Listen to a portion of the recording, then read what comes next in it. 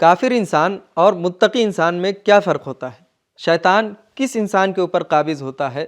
اور عملی گمراہی سے بھی بری چیز کیا ہوتی ہے؟ آئیے جانتے ہیں ان سوالوں کے جوابات کے بارے میں ہمارے آج کے اس ایپیسوڈ میں۔ اعوذ باللہ من الشیطان الرجیم، بسم اللہ الرحمن الرحیم۔ محترم ناظرین، السلام علیکم ورحمۃ اللہ وبرکاتہ۔ سبیل قرآن کی جانب سے پیش کیے جانے والے اس تفسیری پروگرام میں ایک بار پھر آپ کو خوش آمدید کہتے ہیں۔ آج آپ کے سامنے سورہ زخرف کی آیت نمبر 34 سے 37 تک کی تفسیر لے کر حاضر ہوئے۔ تو آئیے سب سے پہلے اس سورہ کی آیت نمبر 34 اور 35 کی تلاوت کو اس کے ترجمے کے ساتھ غور سے سن لیتے ہیں۔ کتاب انزلناه الیک مبارک لیدبروا آیاته ولیتذکر اولو الالباب۔ بسم اللہ الرحمن الرحیم۔ وَلِبُيُوتِهِمْ أَبْوَابًا وَسُرُرًا عَلَيْهَا يَتَّكِئُونَ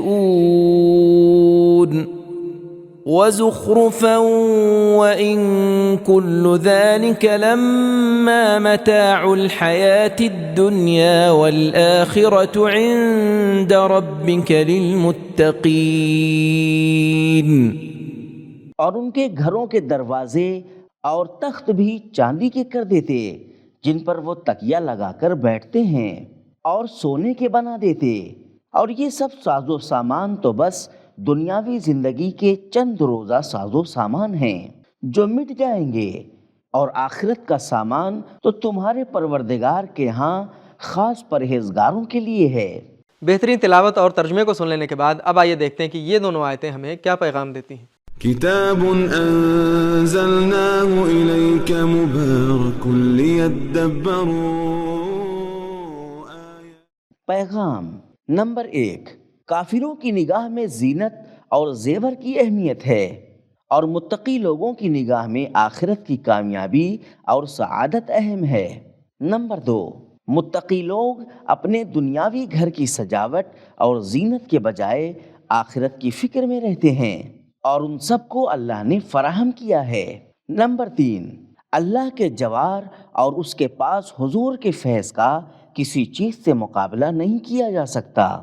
اب آئیے سورہ کی مزید دو آیتوں یعنی آیت نمبر 36 اور 37 کی تلاوت کو بھی ان کے ترجمے کے ساتھ سن لیتے ہیں۔ وَمَن يَعْشُ عَن ذِكْرِ الرَّحْمَنِ نُقَيِّضْ لَهُ شَيْطَانًا فَهُوَ لَهُ قَرِينٌ وَإِنَّهُمْ لَيَصُدُّونَهُمْ عَنِ السَّبِيلِ وَيَحْسَبُونَ أَنَّهُمْ مُهْتَدُونَ۔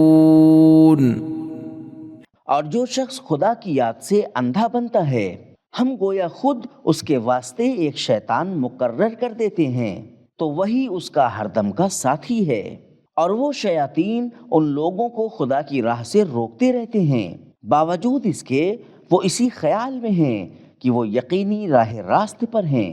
تلاوت اور ترجمے کو سن لینے کے بعد اب آئیے ان آیتوں کے بہترین نکات کو بھی غور سے سن لیتے ہیں۔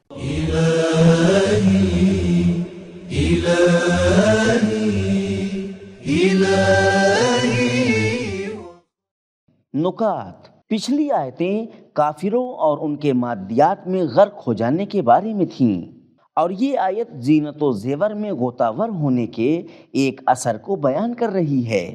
یعشو اشو سے بنا ہے جو آنکھ کی مشکل کو کہا جاتا ہے، جس کی وجہ سے نظر کمزور ہو جاتی ہے۔ یہ لفظ جب بھی حرف عن کے ساتھ آئے تو اس کا معنی دوری کرنا ہے۔ شیطان کی سیاست قدم بقدم ہوتی ہے۔ خطوات، سورہ بقرہ آیت نمبر 168۔ پہلا مرحلہ وسوسہ ڈالنا ہے، فوسوس الیہ، سورہ طٰہٰ آیت نمبر 120۔ دوسرے مرحلے میں رابطہ کرتا ہے، مسہم طائف، سورہ اعراف آیت نمبر 201۔ تیسرے مرحلے میں دل میں اتر جاتا ہے، فی صدور الناس، سورہ ناس آیت نمبر 5۔ چوتھے مرحلے میں روح میں بس جاتا ہے، فہو لہ قرین، سورہ زخرف آیت نمبر 36۔ پانچویں مرحلے میں انسان کو اپنے گروہ کا حصہ بنا لیتا ہے، حزب الشیطان، سورہ مجادلہ آیت نمبر 19۔ چھٹے مرحلے میں انسان کا سرپرست بن جاتا ہے، وَمَن يَتَّخِذِ الشَّيْطَانَ وَلِيًّا، سورہ نساء آیت نمبر 119۔ 7ویں مرحلے میں انسان خود ایک شیطان بن جاتا ہے۔ شیاطین الانس سورہ انعام آیت نمبر 112۔ امام علی علیہ السلام کا نہج البلاغہ میں ارشاد ہے، شیطان انسان کی روح میں انڈے دیتا ہے۔ فبعث وفرخ فی صدورہم، نہج البلاغہ خطبہ نمبر 7۔ اللہ کی یاد سے دوری کرنے کے آثار۔ نمبر 1، راہ خیر سے پیچھے رہ جانا، لَيَصُدُّونَهُمْ عَنِ السَّبِيلِ۔ نمبر 2، فکری گمراہی، جس میں انسان سوچتا ہے کہ وہ ہدایت پر ہے، یحسبون انہم مہتدون۔ نمبر 3، اس کے بعد نصیحت کو قبول نہیں کر پاتا، وَإِذَا ذُكِّرُوا لَا يَذْكُرُونَ، سورہ صافات آیت نمبر 13۔ نمبر 4، توبہ نہیں کرتا کیونکہ اپنے آپ کو گمراہ نہیں سمجھتا۔ نمبر 5، اس کی زندگی مشکلات سے بھری رہتی ہے، وَمَنْ أَعْرَضَ عَنْ ذِكْرِي فَإِنَّ لَهُ مَعِيشَةً ضَنْكًا، سورہ طٰہٰ آیت نمبر 124۔ نمبر 6، جو شخص دنیا میں حق کو دیکھنے سے اندھا بنتا ہے، یعشو، وہ آخرت میں اندھا ہی اٹھایا جائے گا۔ مَنْ كَانَ فِي هَٰذِهِ أَعْمَىٰ فَهُوَ فِي الْآخِرَةِ أَعْمَىٰ، سورہ اسراء آیت نمبر 72۔